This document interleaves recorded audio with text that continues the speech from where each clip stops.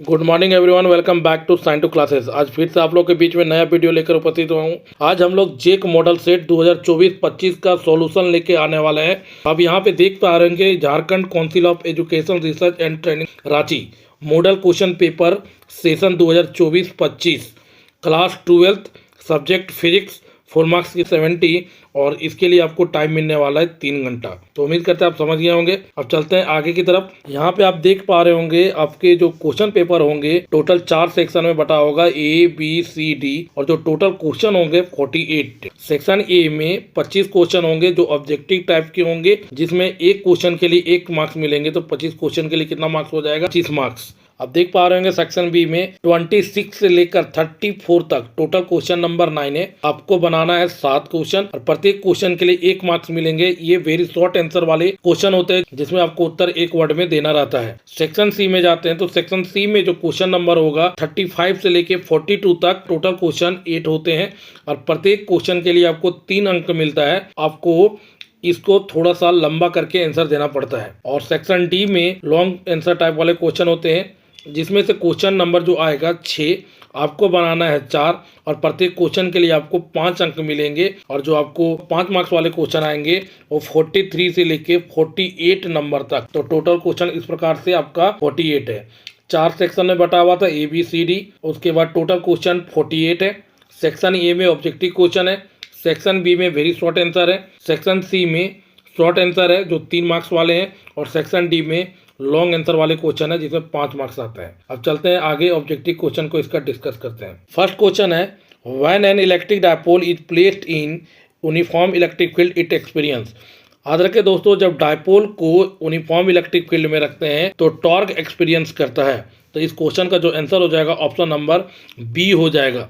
अगर यहाँ पे नॉन यूनिफॉर्म इलेक्ट्रिक फील्ड रहता तो फोर्स और टॉर्क दोनों होता, लेकिन यहाँ पे यूनिफॉर्म इलेक्ट्रिक फील्ड दिया है तो सिर्फ टॉर्क एक्सपीरियंस करेगा। आगे चलते हैं। सेकेंड क्वेश्चन है, two charge sphere are separated by a distance D exert a force F on each other.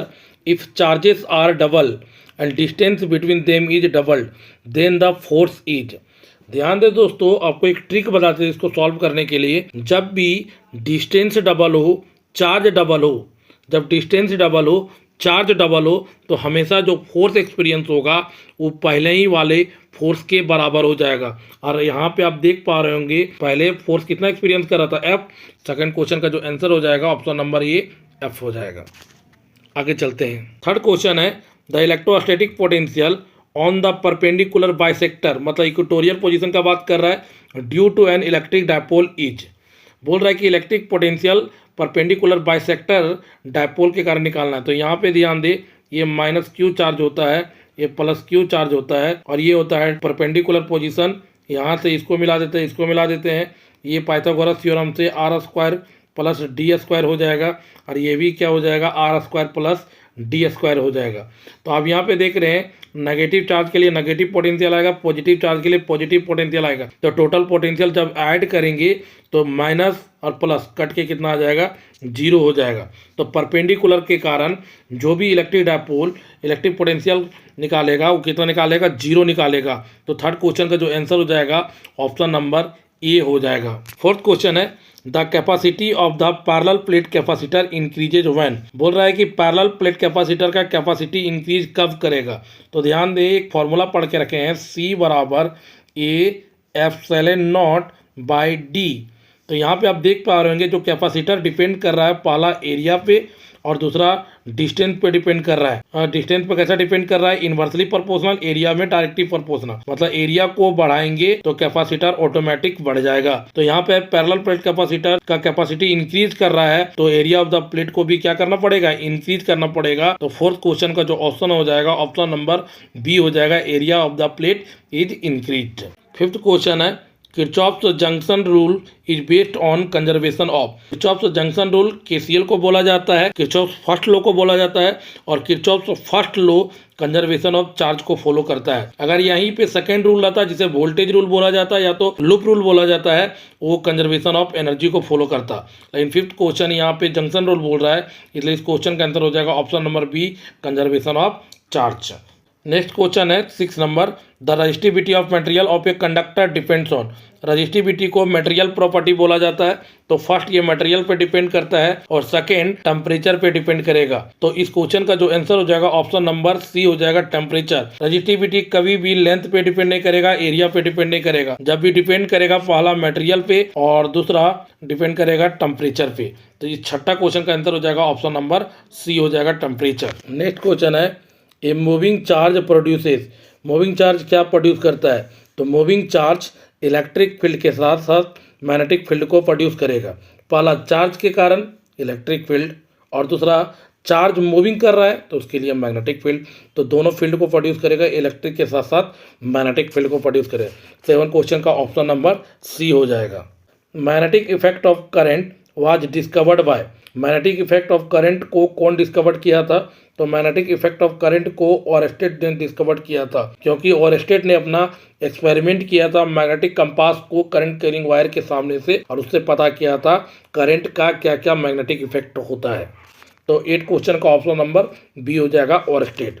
9 number question है, a magnetic needle is kept in a non uniform magnetic field it experiences. बोल रहा है magnetic needle को non uniform magnetic field में रखते हैं तो क्या एक्सपीरियंस करेगा? नॉन यूनिफॉर्म मैग्नेटिक फील्ड में जब मैग्नेटिक नीडल को रखेंगे तो टॉर्क के साथ साथ फोर्स को भी एक्सपीरियंस करेगा। इसलिए इस क्वेश्चन का जो ऑप्शन हो जाएगा ऑप्शन नंबर सी, ये फोर्स एंड ये टॉर्क। अगर यहाँ पे यूनिफॉर्म मैग्नेटिक फील्ड रहता तो सिर्फ टॉर्क रहता, लेकिन यहाँ पे magnetic needle non uniform magnetic field में है तो फोर्स और टॉर्क दोनों हो जाएगा। तो 9 क्वेश्चन का ऑप्शन हो जाएगा सी हो जाएगा। 10 number question, for which of the following is magnetic susceptibility negative. बोल रहा है इनमें से कौन सा ऑप्शन का मैग्नेटिक ससेप्टिबिलिटी नेगेटिव पाया जाता है? तो याद रखें दोस्तों, मैग्नेटिक ससेप्टिबिलिटी डायमैग्नेटिक मटेरियल का नेगेटिव होता है, बाकी बात सबका पॉजिटिव होता है। तो 10 क्वेश्चन का जो ऑप्शन हो जाएगा ऑप्शन नंबर डी हो जाएगा। 11 नंबर क्वेश्चन है, Lenz law is in accordance with. तो लेंज लॉ किसके अकॉर्डेंस होता है? तो Lenz law of conservation of energy के अकॉर्डेंस होता है। तो 11 क्वेश्चन का जो ऑप्शन हो जाएगा ऑप्शन नंबर बी हो जाएगा। क्वेश्चन नंबर 12 है, unit of self inductance is. Self inductance का यूनिट क्या होता है? तो सेल्फ इंडक्टेंस का यूनिट हेनरी होगा। इंडक्टेंस बोले, म्यूचुअल इंडक्टेंस बोले, सेल्फ इंडक्टेंस बोले तो तीनों का यूनिट क्या हो जाएगा? हेनरी हो जाएगा। तो 12th क्वेश्चन का ऑप्शन नंबर सी सही है। नेक्स्ट क्वेश्चन है, what is the reactance of a capacitor in DC circuit. DC circuit में रिएक्टेंस कैपेसिटर का क्या होगा? ध्यान दे दोस्तों, एक्सी बराबर होता है 1/2 पाई एफ सी। डीसी करंट के लिए फ्रीक्वेंसी कितना होता है? 0। जब यहाँ पे 0 बैठाएंगे तो 1/0 कितना हो जाता है? इन्फानाइट हो जाएगा। तो रिएक्टेंस कितना निकल के आएगा? इन्फानाइट निकल के आएगा डीसी सर्किट के लिए। तो यहाँ पे इस क्वेश्चन का जो आंसर हो जाएगा ऑप्शन नंबर बी, इन्फिनिटी हो जाएगा डीसी सर्किट के लिए रिएक्टेंस। आगे चलते हैं। क्वेश्चन नंबर 14 है, the transformation ratio of a step up transformer.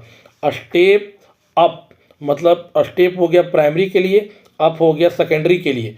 तो प्राइमरी के टर्न को एनपी बोलते हैं और सेकेंडरी के टर्न को एनएस बोलते हैं। तो यहाँ पे वोल्टेज बढ़ा रहे, अप कर रहे, वोल्टेज बढ़ा रहे, मतलब सेकेंडरी का टर्न क्या हो जाएगा? ज़्यादा हो जाएगा। और सेकेंडरी का टर्न जब ज़्यादा होगा तो एनएस बटा एनपी जब निकालेंगे वो हमेशा क्या आएगा? 1 से बड़ा आएगा। तो इसका आंसर हो जाएगा ग्रेटर देन 1 या मोर देन 1। कौन सा ऑप्शन है? 14 नंबर का C number option, more than 1। ठीक है, अगर स्टेप डाउन रहता तो लेस देन 1 और आइडियल रहता तो इक्वल टू 1 हो जाता। Question number 15, suitable for disinfecting water. Disinfecting water को प्यूरिफाई करने के लिए कौन सा रे का यूज किया जाता है? तो यूवी रे का यूज किया जाता है। तो 15 क्वेश्चन का ऑप्शन नंबर सी हो जाएगा।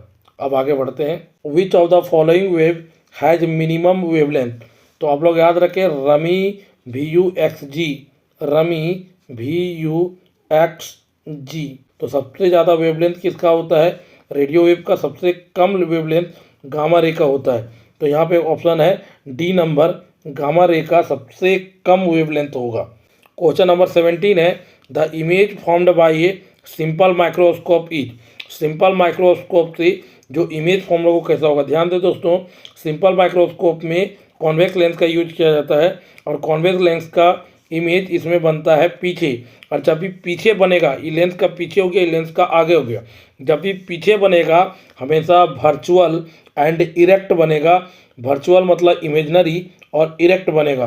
तो इस क्वेश्चन का जो आंसर हो जाएगा ऑप्शन नंबर ए हो जाएगा, imaginary and erect. Simple microscope के द्वारा जो भी इमेज फॉर्म होगा उस इमेज का नेचर होता है इमेजनरी एंड इरेक्ट हो जाएगा। आगे बढ़ते हैं। The focal length of the objective and eyepiece of the telescope R F and small F respectively. The magnifying power of the telescope is. Objective lens का F दिया हुआ है, आईपीस लेंस का स्मॉल एफ दिया हुआ है, तो जो मैग्नीफाइंग पावर होगा एम बराबर स्मॉल एफ बाय हो जाएगा एफ। तो इस क्वेश्चन का जो आंसर हो जाएगा option number D, small F by F हो जाएगा मैग्नीफाइंग पावर। 19 नंबर क्वेश्चन है, the size of the obstacle for the diffraction of light. हमेशा याद रखें दोस्तों, डिफ्रैक्शन ऑफ लाइट के लिए जो ऑब्स्टेकल का साइज होगा हमेशा वेवलेंथ ऑफ लाइट के ऑर्डर में होगा। तो 19 क्वेश्चन का जो ऑप्शन हो जाएगा ऑप्शन नंबर सी हो जाएगा, be the order of wavelength of light हो जाएगा। तो 19 क्वेश्चन का option number C is correct. 20 question, the phenomenon by which the nature of light wave is transverse. बोलता है ट्रांसवर्स वेव लाइट का कौन सा फेनोमिनन शो करता है, मतलब इस प्रकार से वेव के रूप में लहराते हुए जो जाएगा इसको बोला जाता है ट्रांसवर्स नेचर। और ट्रांसवर्स नेचर के लिए जो लाइट फेनोमिनन करता है वो पोलराइजेशन ऑफ लाइट है। पोलराइजेशन ऑफ लाइट के कारण हम जान पाएंगे कि ट्रांसवर्स नेचर ऑफ लाइट को। अब आते हैं नेक्स्ट क्वेश्चन। नेक्स्ट क्वेश्चन है 21, the dimension of Planck constant. Planck constant का वैल्यू कितना होता है, h equal to 6.63 into 10⁻⁻34 joule second. अब जूल सेकेंड है तो जूल किसका होता है, वर्क का, सेकेंड किसका है, टाइम का, और वर्क क्या जानते हैं, force into displacement into time. तो यहाँ पे आप देख पा रहे हैं कौन सा ऑप्शन मिल रहा है, तो इस क्वेश्चन का जो सी है force distance time, force distance time या तो डिस्प्लेसमेंट। तो 21 क्वेश्चन का जो आंसर हो जाएगा ऑप्शन नंबर सी हो जाएगा, फोर्स डिस्टेंस टाइम। इसका डायमेंशन मैच करेगा प्लैंक कांस्टेंट से। नेक्स्ट क्वेश्चन है, nucleus of an atom consist of. और एटम के न्यूक्लियस में क्या क्या पाया जाता है, तो प्रोटॉन्स एंड न्यूट्रॉन्स पाया जाता है। प्रोटॉन और न्यूट्रॉन न्यूक्लियस में पाया जाएगा एटम का। नेक्स्ट क्वेश्चन है 23, if A radio active atom emits gamma radiation its atomic number.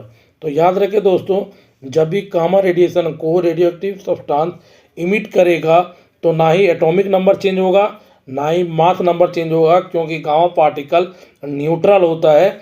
इसलिए इस क्वेश्चन का जो आंसर हो जाएगा ऑप्शन नंबर डी हो जाएगा, करेक्ट आंसर होगा। ठीक है, अब आते हैं नेक्स्ट क्वेश्चन की तरफ। नेक्स्ट क्वेश्चन है, in P type semiconductor what kind of impurity is find. P type के लिए क्या हो जाता है, पॉजिटिव, और पॉजिटिव किसको बोलते हैं, होल को। और होल किसके कारण क्रिएट होगा, जब कम वैलेंसी वाला इलेक्ट्रॉन को सिलिकॉन में डालेंगे। सिलिकॉन का वैलेंस इलेक्ट्रॉन कितना होता है, 4, तो 4 से कम जिसका होगा 3 होगा। विथ वैलेंसी ऑफ 3 वाले इम्प्योरिटी को जब ऐड करेंगे सेमीकंडक्टर के साथ तो हमें मिलेगा पी टाइप सेमीकंडक्टर। तो 24 का ऑप्शन नंबर ए हो जाएगा, विथ वैलेंसी ऑफ 3। और 25 का, the depletion layer of PN junction diode consist of.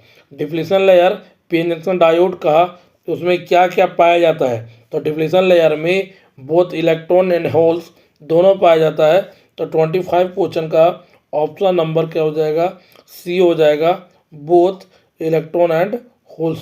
आगे चलते हैं 26 number, if the radius of the Gaussian surface enclosing ये charge is halved what does the electric flux through the Gaussian surface change. कोई भी change नहीं होगा क्योंकि radius पे डिपेंड नहीं करता है इलेक्ट्रिक फ्लक्स, तो इसका आंसर हो जाएगा नॉट चेंज। थैंक यू दोस्तों, उम्मीद करते हैं आपको अच्छे से ऑब्जेक्टिव क्लियर गया होगा।